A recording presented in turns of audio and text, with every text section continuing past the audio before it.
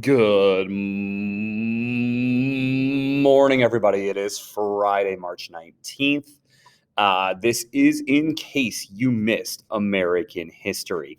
Now, what I'm going to do today is I'm going to go through things quickly that we talked about, just kind of show you the things. I'm going to upload screenshots of these along with the video. But if you're watching this, that means you couldn't make the class today for some reason, and that is okay. I hope you're well. Hope those around you are well. I think that the weather is supposed to be kind of nice this weekend, so hopefully you can get out for a physically distanced, socially distanced walk activity, something. Planning on maybe, I don't know, going hiking Devil's Lake on Saturday if the weather's nice. Something like that. Get the blood pumping a little bit. So anyway.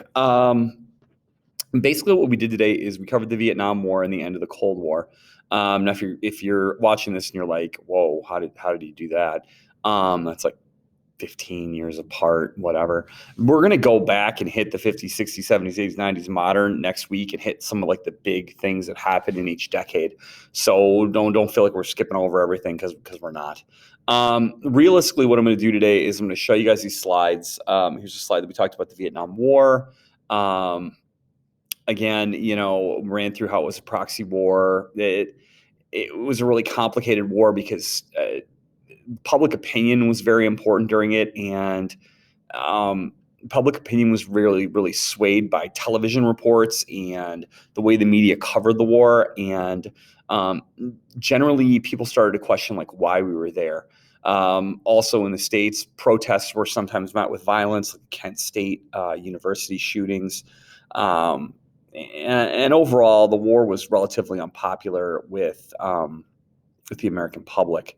Also, a number of the soldiers that were there were drafted. The average age of a soldier in Vietnam was lower than it had been in any other war up until that point. And the difficulty of the war started to mount up, and eventually we withdrew our troops in 1975, and South Vietnam fell. Now, the second slide is all about the fall of the Soviet Union, and basically, their economy started to fall apart. When you spend that much money on nuclear weapons and defense and influencing everyone around you, you're walking a very fine line. And then in 1985, when Mikhail Gorbachev becomes the premier, premier's kind of like their version of a president, they start to introduce some more Western styles of thinking, the words glasnost and perestroika there that I defined for you. But by the late 1980s, most of the Eastern Bloc or Eastern Europe has started to not follow the communist way of thinking as much and start to develop other kinds of governments.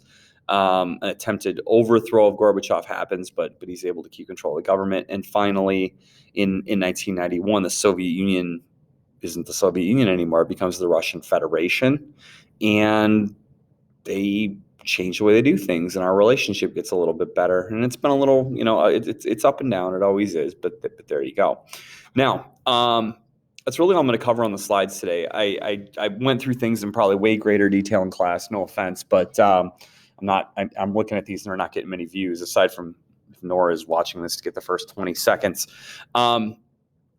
So other reminders, next week is the last week of the quarter, which means that if you are a person who comes to school, you've got 2 days left in person. Reminder that Monday is an asynchronous day, meaning you don't have to log into the Meet, but there will be things to do. For you guys in here, it's going to be to finish the Cold War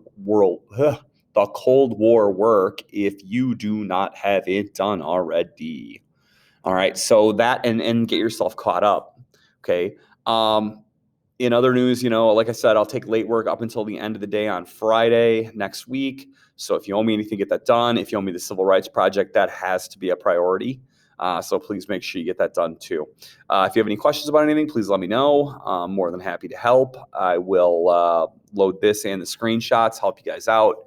And I hope you have a great weekend. I will see you all, I guess, on Tuesday. All right. Have a good weekend.